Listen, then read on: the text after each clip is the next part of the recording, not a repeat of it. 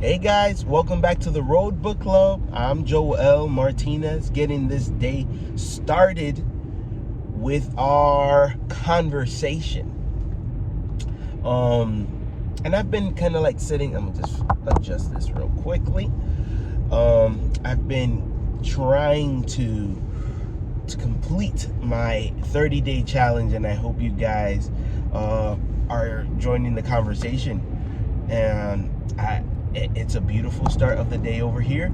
I'm waiting for this coffee to kick in right here. Come on now, let's have some coffee this morning.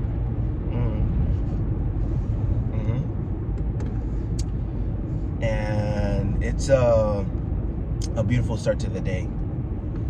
The weather's getting a little bit brisk, just a smidge. We're in the 60s, which is totally fine.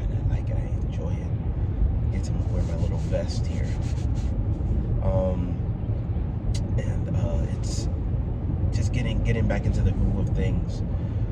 I was just listening to the Super Communicators book, and they're in this part of the book. We're almost done with the book, and it's a really good read. So please feel free to check the links out on the pages, whether it's Instagram, YouTube, or the Patreon. And if you're on the Patreon, by the way, this is just a little side note. If you're on the Patreon, you get access to a list of books monthly that I suggest reading, which if you're interested and you're on the road and you're a busy person, these are books to help streamline productivity and just get the mind going and get the mind thinking in different ways, different perspectives. This is what I like about books, because it gives you another person's perspective, and for a moment you get a glimpse into another person, into the author's mind. So one of the things that they were talking about is equality, and just being in the conversation, which I liked when he spoke about it. Is like, it's not trying to say the perfect thing, but just being able to speak and join the conversation, because it's not fair, especially when we're talking about radical candor, which is when you're able to communicate hard truths, or just being very clear with people in places where there is a urge to stay quiet and to reserve your thoughts. When you're in the conversation and everybody's talking and everybody gets a space to speak, then the conversation changes, because it opens up the ground for people to listen to you, and it opens up the ground for you to communicate your thoughts with others, whether you're speaking on a one-on-one or you're speaking in a group setting. So I thought that was super interesting. And there was another thought that popped up into my mind, which was kind of like the catalyst for this video. It was a quote from Myron Golden, and given I haven't listened to any videos lately, and when I say listen to, I love the new feature of that. Well, it's not a new feature now, but I love when they added that feature where you could place a video off in the side of the screen of your phone, and you just let it play. And it's like a podcast, you know. I don't just stay there staring at the screen. I listen to it. So Myron Golden says something that was just kind of like not a passing thought, but something that he probably thought about, at length. And he said that we've been programmed to the full idea is like, the reason why we're not able to move forward with more ease is because, or build community, excuse me. The reason why we're not able to build community with more ease is because we've been programmed to not like the sound of our voice. Or we've been programmed to hate the sound of our voice. when he said that, I was like, what are you talking about, man? What are you talking about? Programmed to not like the sound of our voice? Mind you, this is the person that I listen to, and I'm like, I kind of try to understand where he's coming from. And it hit me like a lightning bolt when in you tell me if this is true for you. When I make these videos or when I hear my voice, if you ever done a voice note and you listen back, do you like hearing the sound of your voice? I do not like hearing the sound of my voice. And frankly, this is one of the reasons why it's so important to continue doing these videos, is because when we get so caught up on not being able to communicate a thought because we think that our own voice is not worthy of listening to, or that other people don't want to hear from us, then that stops the conversation completely, and the idea dies right there, because you can't get over that wall of speaking and hearing your own voice. So I thought that was very interesting, and it begs the second question. So then how do you program your voice? How do you program your mind to be able to hear your voice? I would dare say that I have no idea. I have no idea, other than listening or doing it anyways. Jumping in and recording, listening back to see how you can better your performance, just like an athlete. I believe I said that the other day. The athletes, and I'll tell you my story. Okay, this idea of watching the footage. I remember one time, this is my story time now, where I picked up a young lady that she was from Rochester, New York, and she was in town visiting. It was the holidays. She was in town visiting her parents, but she lives in Australia, and it was super interesting because she said she loved the U.S. and she grew up here, grade school, but began playing sports in high school, and then was top of her class, and in high school was D1, and then when she got into college, she wasn't top of her class, but she had proper mentorship that from somebody who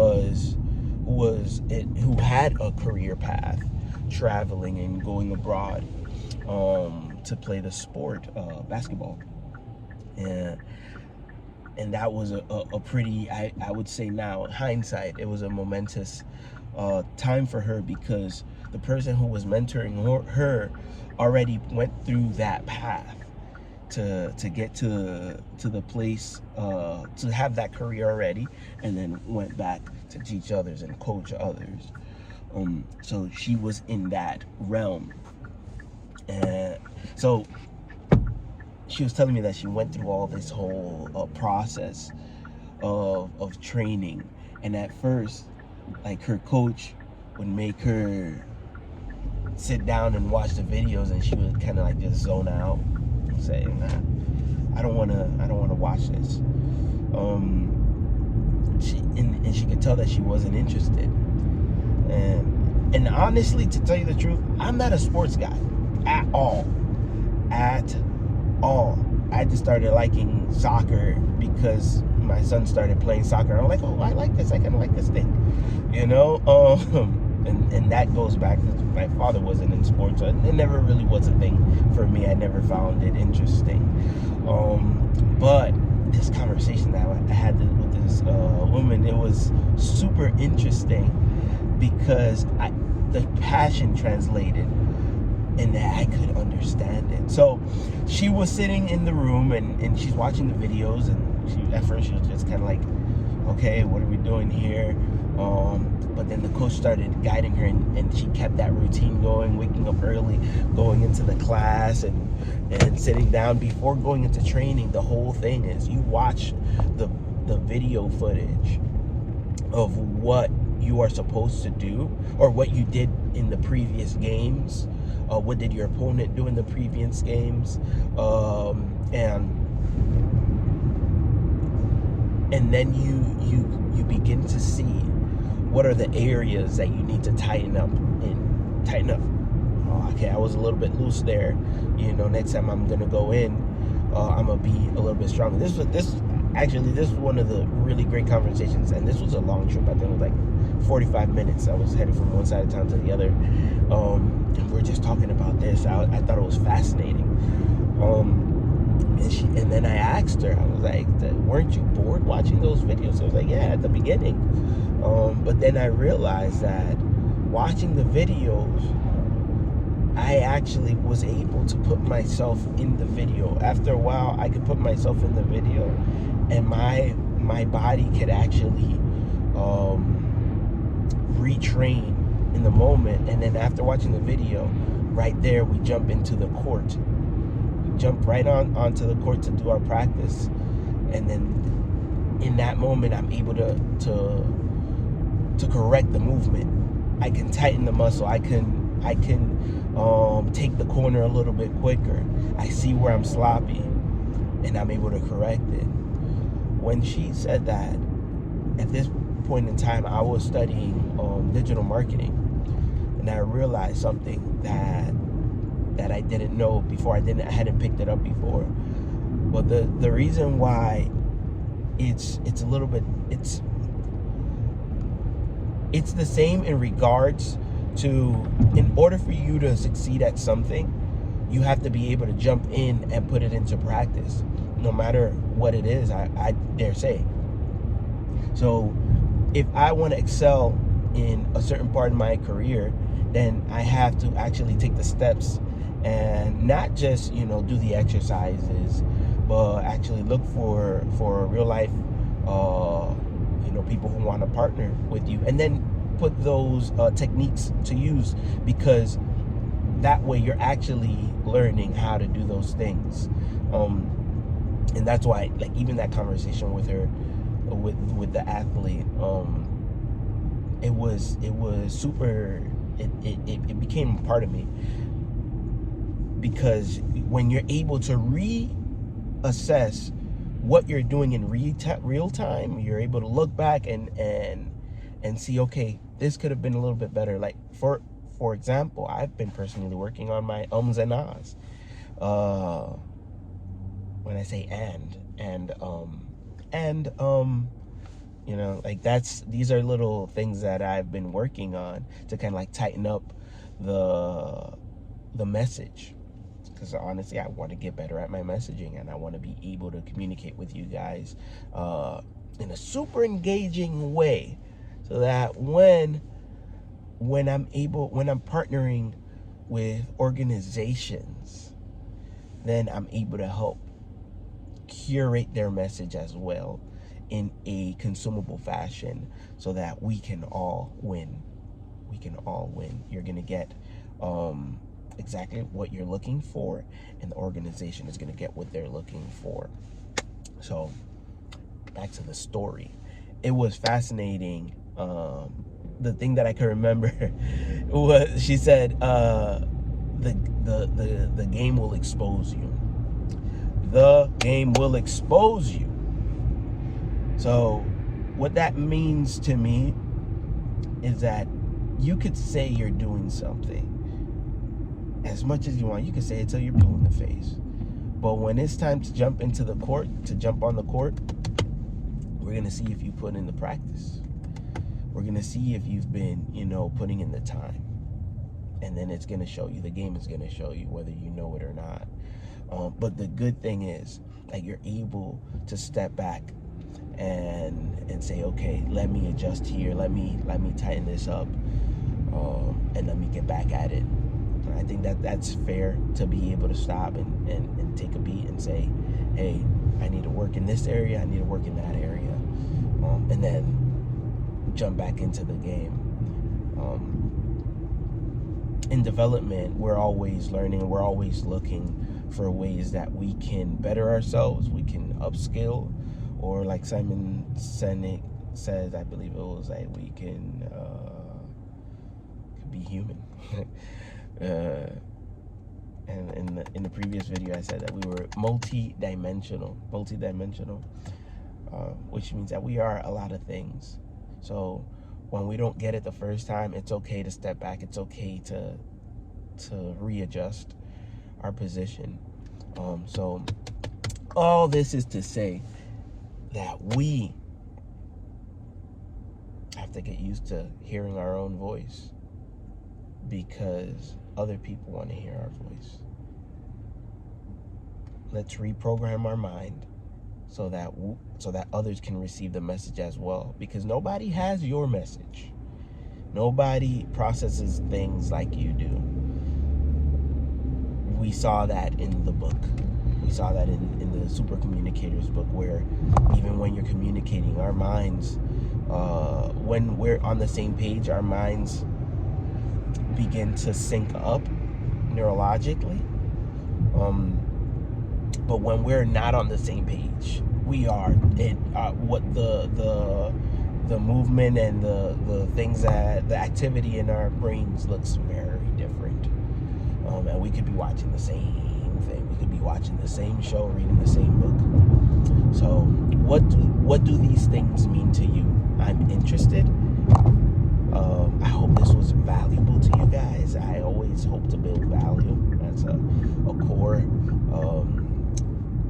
core mission of Road Book Club. For now, I'll leave you with this. If you want to hear more, leave it in the comments. Leave it in the comments, leave it in the chat. Check out the Patreon. Join the conversation. There's super cool stuff, really cool things coming. And I want to hear from you guys. Purchase the book.